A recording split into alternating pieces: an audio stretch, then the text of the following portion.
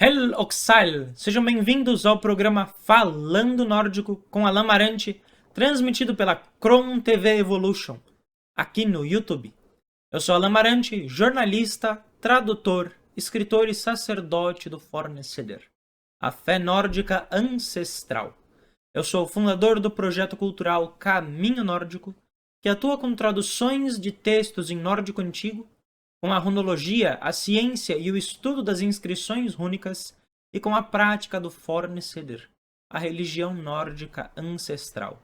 Aqui no programa Falando Nórdico, vocês recebem informações acerca da cultura escandinava, tanto antiga quanto moderna. Vocês aprendem sobre as línguas nórdicas com ênfase no Norrøntmål, na língua nórdica antiga, e recebem também instruções acerca da prática do Forneceder. Este é o conteúdo que vocês encontram aqui no programa Falando Nórdico, transmitido sempre pela Chrome TV, trazendo para vocês ciência, terapias integrativas e espiritualidade. Curtam, compartilhem e comentem, ativem as notificações para não perder nenhum conteúdo da Chrome TV, não só do Caminho Nórdico, mas de toda a programação da Chrome TV Evolution, da Cris de Pascoal. Hoje no nosso programa nós vamos falar a respeito da prática do Forneceder, mas em um elemento em específico, a Norrøn-Goda-Freire. Norrøn-Goda-Freire, que é a teologia nórdica. Para que serve a teologia nórdica? Como funciona este sistema de aprendizado? O que nós fazemos uso com tais elementos? A teologia nórdica, Norrøn-Goda-Freire, é o estudo dos manuscritos antigos e, efetivamente, da religião nórdica pré-cristã. Fazendo uso das ferramentas mais avançadas que nós temos da antropologia, da arqueologia, da linguística, analisando os manuscritos e removendo elementos de outras culturas que muitas vezes permeiam o estudo histórico. Nós temos, obviamente, diversas influências do cristianismo no estudo histórico, e nós temos a mitologia comparada, que é quando você pega elementos de um determinado povo e compara com outros povos, como os gregos, como os romanos, e, obviamente, com diversos vieses do Renascimento e também do Romantismo. A Norrøn-Goda-Freire tenta eliminar tais influências, estudando a cultura nórdica como ela evidentemente deve ser estudada, através da cultura escandinava como base, tendo em análise as línguas nórdicas modernas e o nórdico antigo, e também o proto-nórdico e o proto-germânico, observando os achados arqueológicos e os elementos sociais e culturais que fazem com que nós efetivamente tenhamos elementos sociais adequados.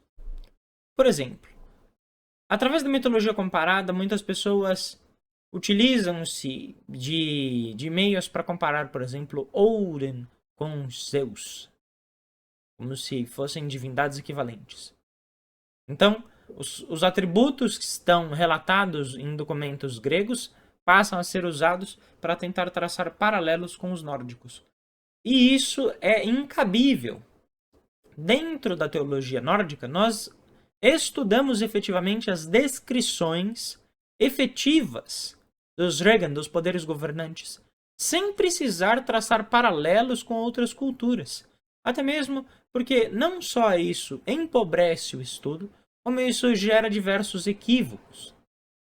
Além do que, a Norrøn-Goda-Freire, a teologia nórdica, também elimina aqueles elementos que foram trazidos pelo senso comum, como por exemplo, Thor é um deus chucro, um deus burro, quando na realidade é muito pelo contrário. Ele é descrito como extremamente astuto, hábil e sagaz, inclusive tendo derrotado em um duelo de charadas e de poesia com Alvis, um dverger, um anão extremamente sábio, cujo nome significa conhecedor de tudo. Então, quando nós pegamos os elementos efetivos da história nórdica e analisamos eles com a devida clareza, lendo efetivamente os manuscritos, dando a atenção para a história e geografia nórdica, nós temos um conhecimento muito mais rico e verdadeiro.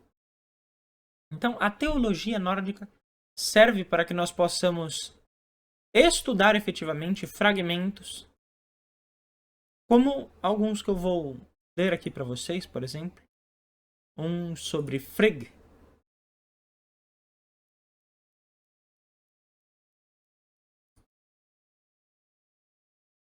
Esse aqui foi composto por Brian Branston no seu livro Goldok Garpar or Nohoenum Sogum, Os Deuses e os Poderes Antigos nas Histórias Nórdicas.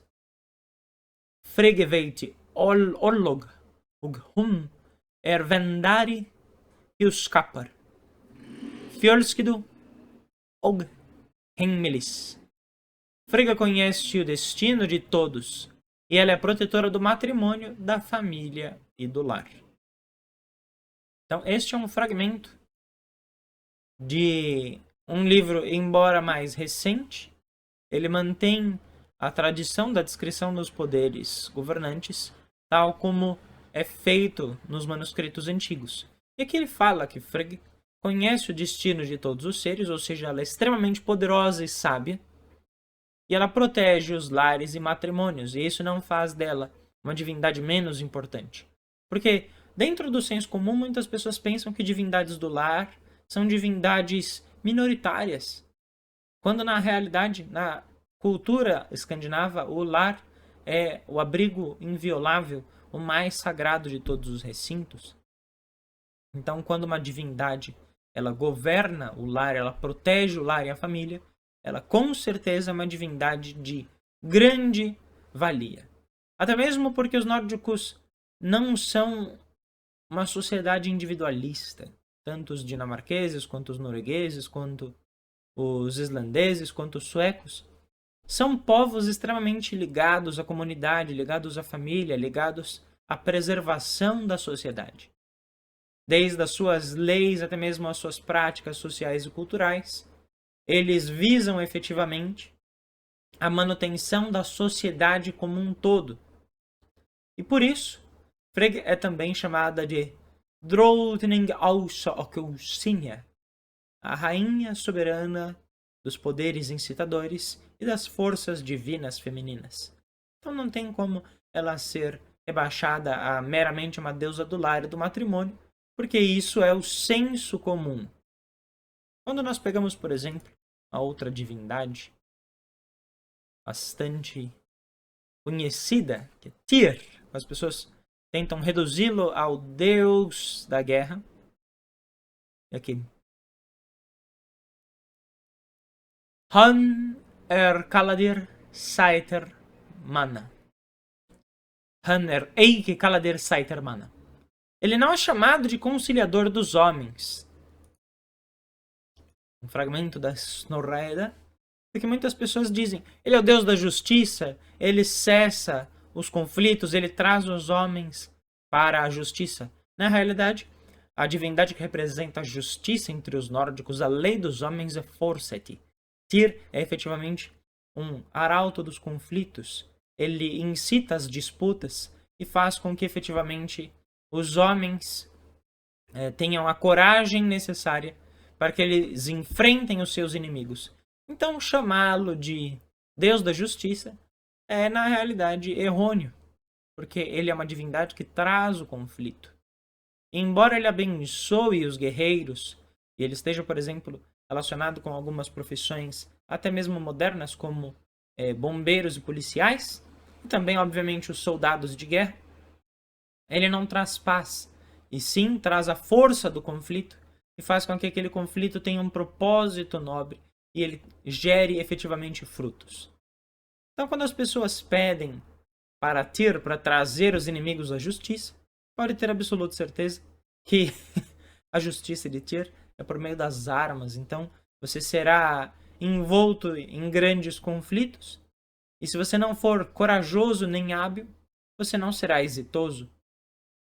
Este é outro ponto crucial da Norrönsgodafræði, da teologia nórdica. O que efetivamente as divindades governam e como elas atuam.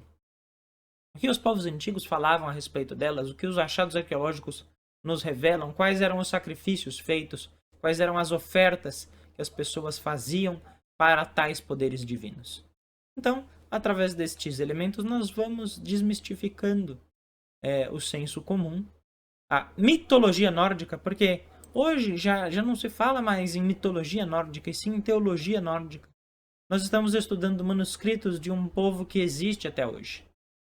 Os nórdicos que habitam hoje a Escandinávia, os suecos, os dinamarqueses, os noruegueses, eles são descendentes diretos dos povos antigos do século IX, do século X, que habitaram e ainda habitam tais terras. As pessoas descendem diretamente destes homens e mulheres que lutaram bravamente e transformaram a Escandinávia em um epicentro da Europa durante muitos séculos. Países extremamente poderosos, com exércitos grandiosos, de grandes feitos e domínios sobre o continente europeu. Então, o que nós temos hoje é efetivamente estes descendentes. Diversas vezes nós vemos as pessoas falando, que os nórdicos são literalmente descendentes dos vikings. E nós sabemos, os vikings não são uma nação, uma profissão, é um estereótipo, mas as pessoas descendem dos homens e mulheres nórdicos, dos noruegueses, dos dinamarqueses, dos suecos que habitaram aquelas terras no passado. Então, efetivamente, sim, eles são homens e mulheres que descendem de povos que ali vivem há mais de 3.000 anos e que durante a Era Viking, há mais de 1.000 anos atrás, dominaram a Europa com a sua astúcia, sabedoria e força. Então, as pessoas que hoje preservam a cultura escandinava, que habitam a península escandinava, efetivamente carregam a cultura nórdica consigo. Então, aqui eu estou abrindo este parêntese importante. Será que efetivamente nós estamos estudando os povos nórdicos como eles devem ser estudados? Será que nós estamos aprendendo efetivamente aquilo que é descrito nos textos antigos? Será que efetivamente nós estamos sendo respeitosos para com os descendentes destes povos tão poderosos e milenares? Será que efetivamente nós não estamos simplesmente pegando os nossos valores modernos e tentando transformar a cultura escandinava em algo moderno e ocidental? E é isso que nós vamos fazer aqui cada vez mais. Vou trazendo para vocês fragmentos de textos antigos para que nós possamos questionar. Será que efetivamente a cultura nórdica hoje não está sendo simplesmente transformada num produto cultural? Porque, como eu disse em vários programas aqui, e eu falo isso no Projeto Caminho Nórdico, nas nossas redes sociais, no Facebook, facebook.com/caminho nórdico e @caminho nórdico, o que é efetivamente a religião nórdica? O Fornesider, ele não é uma reconstrução de um passado. Ele é efetivamente a preservação da cultura, da língua, da religião nórdica. Feita por diversos homens e mulheres que resistiram à cristianização e resistiram à globalização. São pessoas que preservam a sua cultura. É através do trabalho de museus, através do trabalho dos runologistas, através do trabalho dos linguistas, dos historiadores, dos arqueólogos e efetivamente também dos sacerdotes e sacerdotisas. Os Godar e as Gidur, que amam verdadeiramente os poderes governantes, os poderes incitadores, as sagradas forças divinas femininas, as donzelas do divino. São estes filhos de uma sagrada e antiga terra, que efetivamente se dedicam na preservação do Fornesider e da Norrönsgodafræði, porque é um estudo acadêmico, nós temos rigor técnico, nós lemos efetivamente fragmentos, os traduzimos e os trazemos para a análise. desfrutando da sabedoria presente em cada palavra, em cada fragmento. E aqui eu encerro este programa com uma oração, uma bæn em nórdico antigo. Aunan ek frøyvask og froder vera, og vaks og velhavask, ord mera ford ordes leita de, vermera verkes leita de. Palavras por palavras me conduziram a outras palavras. Proezas por proezas me conduziram a outras proezas. Este fragmento é um guia de conduta para todos nós, que possamos sempre buscar a melhor versão de nós mesmos. E que nós possamos entender que muitas vezes aquilo que nós sabemos sobre os povos nórdicos é uma modernização do conhecimento, uma comparação com outras culturas, e infelizmente isso empobrece demais. Mas o trabalho do caminho nórdico visa efetivamente trazer a sabedoria antiga e fazer com que vocês possam ter um contato legítimo com a cultura nórdica, sem precisar buscar isso na Escandinávia, embora claramente ir até os países nórdicos é uma experiência inigualável. Mas que nós saibamos, é possível aqui no Brasil preservar e entender a cultura nórdica. É isso que nós vamos fazer cada vez mais aqui no programa Falando Nórdico na Kron TV. Eu sou Alan Marante e vocês acompanharam o programa Falando Nórdico, um projeto da Cris de Pascoal, aqui no YouTube e também em diversas redes sociais. facebook.com/caminho nórdico, @caminho nórdico no Instagram. Ao Sahel.